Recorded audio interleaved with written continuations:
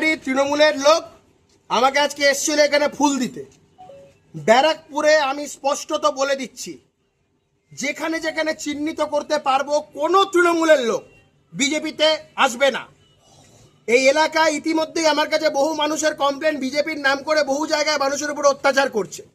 আমি আমার এই ভিডিও বার্তার মাধ্যমে মানুষকে ওয়াকিবহাল করে দিলাম, এরা বিজেপির কেউ নয়। বিজেপির নাম করে এরা যদি কোথাও কোনো রকম কিছু করে, এর দায় ভারতীয় জনতা পার্টির নয়। আমরা এর বিরুদ্ধে প্রশাসনিক ব্যবস্থা নেব। কোনো তৃণমূলের অত্যাচারী, কোনো দাগী লোকেদের আমরা বিজেপিতে স্থান দেব না। আসুন, নমস্কার।